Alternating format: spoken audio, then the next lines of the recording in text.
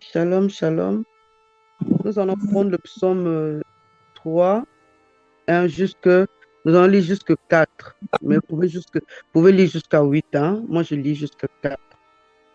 Éternel, que mes ennemis sont nombreux, beaucoup se dressent contre moi, beaucoup disent à mon sujet, pas de salut pour lui auprès de Dieu. Mais toi, Éternel, tu es mon bouclier, tu es ma gloire et tu relèves ma tête.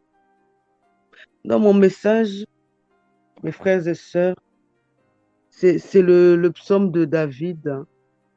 Donc, et il se confie en l'Éternel parce que il avait des combats. Malgré les combats qu'il avait, il se confie en l'Éternel parce que il avait confiance. Il avait confiance en l'Éternel parce qu'il se dit, même si j'ai des combats qui m'arrivent, mais Dieu ne va pas m'abandonner. C'est ce que nous devons faire aussi dans nos vies. C'est ce que nous devons faire aussi dans la vie de nos enfants. Parfois, on a des combats. Parfois, on a nos enfants il y a des enfants qui n'arrivent plus à aller à l'école. Ils abandonnent l'école. On a des, parfois, on a des difficultés avec nos maris. Ils ont des débauches. Mais on ne peut pas abandonner. On doit être fort dans la prière. On doit être fort dans la prière. Faire confiance au Seigneur. Prier sans cesse. Se dire que malgré que j'ai ces combats-là, mais moi j'ai Dieu. J'ai Dieu. Dieu va pas m'abandonner. Il ne m'abandonnera jamais. On a toujours des combats dans nos vies, mais on ne peut pas abandonner. Notre Seigneur Jésus-Christ, il est monté sur la croix, mais il n'y a rien qui est abandonné pour qu'il vienne nous, il vienne nous secourir. Il est toujours là vers nous. Il vient toujours nous secourir quand on l'appelle. Notre Seigneur Jésus-Christ, il est toujours là. Il nous secourit. Dans nos problèmes, il est là. Il vient toujours là. On pleure. Il vient. Il nous abandonne pas. Donc, nous devons toujours faire ça. Parce que je vois maintenant, il y en a beaucoup. Il y en a beaucoup maintenant. C'est dommage parce que ils se confient pas en Dieu. Ils ont des problèmes dans leur. Les enfants sont malades. Il y a des enfants ils deviennent les autistes. C'est- Ils doivent se vraiment prier, prier, même faire faire les jeunes parler au Seigneur, parce que le Seigneur lui a donné un enfant. Quand le Seigneur lui a donné l'enfant, l'enfant n'était pas autiste. Mais avec le temps, l'enfant il commence à être autiste. Mais il doit se confier toujours au Seigneur, parler, prier, même faire les jeûnes, parler au Seigneur, dire au Seigneur, Seigneur, tu m'as donné cet enfant, il n'était pas malade. Seigneur, je sais que j'ai des combats qui sont là, mais j'ai confiance en toi. Je sais que tu vas faire en sorte que mon enfant guérisse. Et après, le Seigneur il va tout faire pour cet enfant-là. Comme l'enfant, on lui dit que son enfant, l'enfant est traumatisé, l'enfant ne suit plus à l'école, l'enfant ne fait que jouer, jouer, l'enfant est turbulent. Et la maman écoute les médecins, la maman commence à donner l'enfant les médicaments. Mais c'est pas bon pour les enfants, les médicaments. Il faut se mettre dans la prière. Il faut se mettre dans la prière, prier, prier, prier, se mettre vraiment debout dans la prière parce que l'enfant là il va prendre les médicaments vont le détruire et la santé de l'enfant va détruire et l'enfant ne sera plus bien. Et l'enfant il va faire confiance, l'enfant il va faire confiance, il va dire ah oui, on m'a dit que j'étais malade, donc moi l'école, je ne peux plus rien faire. Tandis que l'enfant intelligent, il faut se battre. En Europe, ici, les gens ne font confiance aux médecins. Oui, ton enfant est malade. Ton enfant, mais ils ne savent pas que parfois c'est Satan qui fait des trucs comme ça. Mais les parents ne se lèvent pas dans la prière. Se lèvent pas dans la prière, mais il faut prier, prier. Parce que ce monde-là est rempli est rempli de Satan, est rempli de mauvaises choses. Nos enfants doivent avancer dans les études. Nos enfants doivent devenir les ministres. On ne sait jamais, un jour aussi, l'enfant peut grandir, il peut aller faire du bien là-bas au pays, et il devient président, il gouverne le pays, nos pays là, on ne sait jamais. Donc nous devons prier, prier, prier, prier toujours, prier sans cesse pour nos enfants, ne pas se rabattre, ne pas pleurer seulement, ne pas aller toujours chez les médecins, hein. Pleurer chez les médecins, donner les médicaments. Nos enfants ne doivent pas prendre tout le temps les médicaments. Nos enfants, ils sont là, le Seigneur les protège, le Seigneur fera en sorte que nos enfants grandissent vraiment dans les mains de notre Dieu. Donc, mon message, c'est ça. Je voulais vraiment dire à nos frères et sœurs que nous devons nous battre. Même quand les combats sont là, nous devons nous battre dans la famille. Nous devons prier. Même faire les jeûnes, nous devons faire les jeûnes. C'est les sacrifices que nous devons faire. Notre Seigneur Jésus-Christ a fait les sacrifices, il faisait les jeûnes de 40 jours. Il était fort. Donc nous aussi, nous devons être forts, faire les jeûnes secs. Vraiment, le Seigneur va regarder notre cœur, il va voir que nous souffrons, donc lui aussi doit nous aider. Voilà mes frères et sœurs, je vous laisse avec ce message. Amen, amen. Shalom, shalom. Moi, je vais partager dans 1 Corinthiens 13. Je vais commencer par le verset 1 jusqu'au verset 8. Quand je parlerai les langues des hommes et des anges, si je n'ai pas la charité, je suis un airain qui résonne ou une cymbale qui retentit. Et quand j'aurai le don de prophétie, la science de tous les mystères et toute la connaissance, quand j'aurai même toute la foi jusqu'à transporter les montagnes, si je n'ai pas la charité, je ne suis rien. Et quand je distribuerai tous mes biens pour la nourriture des pauvres, quand je livrerai même mon corps pour être brûlé, excusez-moi, pour être brûlé, si je n'ai pas la charité, cela ne sert de rien. La charité est patiente, elle est pleine de bonté. La charité n'est point envieuse. La charité ne se vante point, elle ne s'enfle point d'orgueil, elle ne fait rien de malhonnête, elle ne cherche point son intérêt, elle ne s'irrite point, elle ne soupçonne point le mal, elle ne se réjouit point de l'injustice, mais elle se réjouit de la vérité. Elle excuse tout, elle croit tout, elle espère tout, elle supporte tout. La charité ne périt jamais. Les prophètes rendront fin, les langues cesseront, la connaissance disparaîtra. Moi, mon message, c'est que Dieu nous demande dans ses commandements de nous aimer les uns les autres comme il nous a aimés.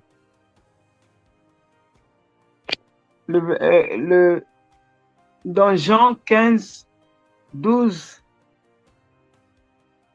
il nous dit, oui, il nous aimer les uns les autres. Et Marc 12, 30 nous dit, tu aimeras le Seigneur ton Dieu de tout ton cœur, de toute ton âme, de toute ta pensée, de toute ta force. Voici le second, tu aimeras ton prochain comme toi-même. Il n'y a pas d'autre commandement plus grand que cela. Pour que nous puissions mettre tous ces commandements en pratique, nous devons avoir de la charité qui est un don de Dieu. C'est une vertu de Dieu. être solidaire envers les autres, chercher à porter secours aux démunis, aux orphelins, donner et n'attendre rien en retour. Avoir un cœur compatissant. La parole de Dieu nous dit dans Colossiens 3,14, mais par-dessus toutes ces choses, revêtez-vous de la charité, qui est le lien de la perfection. Également, dans Éphésiens 4, versets 2 à 3, en toute humilité et douceur, avec patience, vous supportons les uns les autres avec charité, vous efforçant de conserver l'unité de l'esprit par le lien de la paix. Dans 1 Corinthiens 13, maintenant, donc, ces trois choses demeurent: la foi, l'espérance, la charité. Mais la plus grande de ces choses est la charité. Donc, nous devons avoir la charité envers les autres. Si nous disons, nous avons l'amour, si nous nous aimons les uns les autres, et s'il n'y a pas la charité, en tout cas, ça ne marche pas. Voilà, ça c'est mon message. Que Dieu nous bénisse. Amen, amen, amen. Si je veux ajouter quelque chose, ça veut dire tout ce qu'elle a dit, c'est dans la pratique. On dit, l'amour ne soupçonne pas le mal. Entre nous ici, quand le Seigneur parle, nous les hommes, nous devons nous soumettre au Seigneur à parler. Sinon, c'est très facile de réciter, de dire ça, mais dans le vécu. Quand un frère vient te dire, ah, il y a ça, tu prends ça comment? Tu le regardes, ou bien tu dis, ah, c'est mon frère, il a parlé. Même si la voix intérieure, une voix te dit, oh, il ment. Dieu a dit de ne pas soupçonner, de croire. Et voir après le résultat que ça va donner. Donc, vraiment que le Seigneur nous aide à vivre ce message. Pas seulement entendre et applaudir. Non, nous devons vivre ça. Nous devons vivre ça. Tout ce qu'il a dit dans 1 Corinthiens 13, versets 4 à 7, là. Ça doit être une vie, déjà dans le foyer. Tu poses une question à ton épouse, elle te donne la réponse. Même si toi, tu crois autre chose, elle t'a donné la réponse. Tu crois à ça, parce que l'amour croit. Tu soupçonnes ton mari ou bien d'adultère, ou bien de tromperie, ou bien il te dit la chose là, la question que tu m'as posée, voilà ce qui se passe. Tu dois croire à ça. Tu ne dois pas dire non, et on m'a dit si, j'ai vu ça. Non, ce que tu as vu, ça peut être ce que tu ne penses pas. Je peux être dans un restaurant avec un collègue, il y a une collègue, on fait des accolades, un ami vient te voir pour te dire, ah, j'ai vu ton mari, hein, il a fait des câlins à une fille. Bon, et puis c'est fini. Nos épouses ou bien nous-mêmes, nous prenons ça pour dire, ah, il paraît qu'il y a un homme qui t'a fait câlin, et après. Là, il te dit, non, c'est un collègue de service, on est allé manger, c'est amical. Donc l'amour nous oblige à croire ça, à ne pas soupçonner autre chose. Sinon, comme Job le dit, c'est ce que je crains qui m'arrive, c'est ce que je redoute qui m'atteint. Donc, que ça ne soit pas ainsi pour nous, que nous aimons vraiment nos épouses, nos époux, et que nous croyons nos enfants et même nos frères et sœurs, au nom de Jésus. Amen, amen. Voilà ce que je peux ajouter. Merci. On va prendre nos Bibles dans le livre de la Genèse. Avec les frères, on était en train de partager sur ça. Et je crois que c'est important pour nous. Genèse chapitre 13, du verset 8 au verset 11. J'aimerais ici parler de l'importance du choix. Abraham dit à Lot qu'il n'y ait point de dispute entre moi et toi, ni entre mes bergers et tes bergers, car nous sommes frères. Tout le pays n'est-il pas devant toi? Sépare-toi donc de moi. Si tu vas à gauche, j'irai à droite. Si tu vas à droite, j'irai à gauche. Lot leva les yeux et vit toute la plaine du Jourdain qui était entièrement arrosée, avant que l'Éternel eût détruit Sodome et Gomorrhe. C'était jusqu'à Tchoa, comme un jardin de l'Éternel. comme le pays d'Égypte. Verset 11, Lot choisit pour lui toute la plaine du Jourdain et il s'avança vers l'Orient. C'est ainsi qu'ils se séparèrent l'un de l'autre. Amen. Oui, bien aimés, c'est important que nous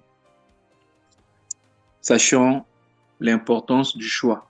En effet, tous les jours, nous faisons des choix. Mais le choix, c'est comme une sémence qui finit toujours par produire des fruits. Comme la Bible le déclare, tout ce qu'un homme aura sémé, il le moissonnera. Donc chaque jour, nous sémons et nous moissonnons en faisant des choix. Voilà pourquoi, avant de faire n'importe quel choix, on doit se poser la question, quelle sera la récolte? Même décider de dormir un peu plus, c'est un choix qui va certainement produire des fruits que nous allons récolter demain. Le cas de figure, c'est le cas de Lot et Abraham. Ils étaient devenus très riches, ils ne pouvaient plus rester ensemble. Alors Abraham va dire à Lot, choisis en premier, tout est devant toi. Si tu choisis, moi je prendrai le reste. Mais il est écrit que le pays de Sodome était comme un jardin que l'Éternel avait arrosé. Ce n'était pas un jardin que l'Éternel avait arrosé, mais c'était comme un jardin. Donc c'était beau à l'extérieur. Et il est écrit, Lot leva les yeux et vit. C'était comme un jardin. Lot était poussé par la beauté extérieure. Et c'est comme ça que vous allez remarquer, au verset 11, on dit, Lot choisit pour lui. Donc le choix de Lot, c'était pour lui-même, pour son propre bien. Mais la différence avec Abraham, vous allez voir un peu plus devant, on dit que au verset 14, l'Éternel dit à Abraham, après que Lot fut séparé de lui, lève les yeux. Vous voyez la différence? Pour Lot, il leva les yeux lui-même. Mais pour Abraham, Dieu lui dit, lève les yeux. Lorsque nous levons les yeux nous-mêmes, nous regardons les choses selon notre point de vue, selon nos choix, selon nos critères. Mais quand c'est Dieu qui nous demande de lever nos yeux, nous regardons les choses selon le point de vue de Dieu. Et par conséquent, lorsque nous allons opérer un choix, nous allons choisir pour l'Éternel et non pour nous. La plupart du temps, lorsque nous choisissons, nous regardons aux avantages matériels. Et l'homme naturel est fixé ou frappé par la beauté externe. La beauté extérieure pousse plusieurs personnes à choisir ce qu'ils ne devaient pas choisir. Voilà pourquoi c'est très important pour nous, enfants de Dieu, avant de faire un choix, de demander souvent la volonté de Dieu. Ce qui brille aujourd'hui peut être un piège pour demain. Car Dieu seul sait ce qui est bien pour nous. Et si nous choisissons en Dieu, si nous choisissons par Dieu, si nous choisissons avec Dieu et pour Dieu, bien aimés, nous serons infaillibles, nous serons stables et nous allons toujours connaître le bonheur. Il y a des gens qui regrettent aujourd'hui parce que hier ils ont opéré des choix en fonction de la chair. Ils avaient vu les avantages immédiats. Mais lorsque Dieu choisit pour nous, Dieu ne regarde pas seulement à ce qui est immédiat, il regarde au futur. Vous vous rappelez de Jacob? Jacob, quand il est allé chez Laban, il a vu que Rachel était belle de visage et de taille. Mais de l'autre côté, il y avait Léa. La beauté de Léa, selon ce qui est écrit dans la Bible, est révélée au niveau de ses yeux. Il avait des yeux qui étaient différents. Donc la beauté de Léa, c'était simplement ou seulement au niveau de la vision. Mais Jacob avait été attiré par la beauté extérieure, la taille et le visage de Rachel. Mais le jour où Jacob est rentré en mariage, disons le jour où il a célébré le mariage, il était surpris de voir que le père avait remplacé Léa par Rachel. Pardon, Rachel par Léa. Et Jacob s'est fâché, mais pourquoi tu as fait cela? Laban lui a dit, dans notre coutume, on ne donne pas l'aîné, on ne donne pas la petite sœur au mariage avant l'aîné. Certainement, cela avait de plus fort Jacob, mais Laban, qui est le père, savait que c'était ce qu'il fallait pour Jacob. Si on prend ça à un autre niveau, on peut dire que Léa, c'était l'attirance charnelle, la beauté physique. Mais le Père qui est Dieu veut d'abord que nous cherchions la beauté spirituelle.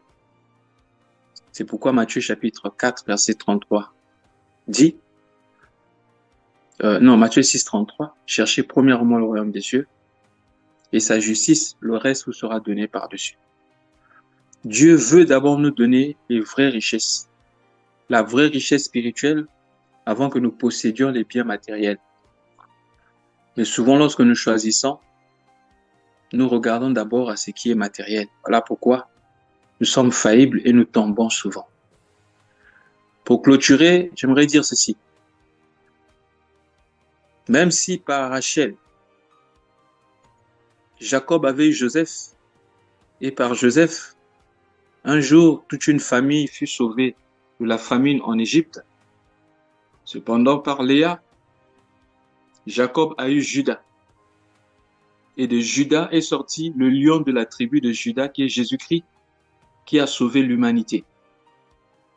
Donc, bien-aimés, choisissons avec Dieu, laissons le choix de Dieu, et alors, nous serons toujours stables, nous allons toujours connaître la victoire. Car c'est que Dieu choisit pour nous, Dieu a toujours, et Dieu le protégera. Mais si nous choisissons nous-mêmes, certainement Dieu ne protégera pas ce que nous avons choisi nous-mêmes. Que Dieu nous aide. On va s'arrêter par là, vu le temps, pour ne pas aller au-delà des minutes données. Que Dieu nous bénisse. Amen.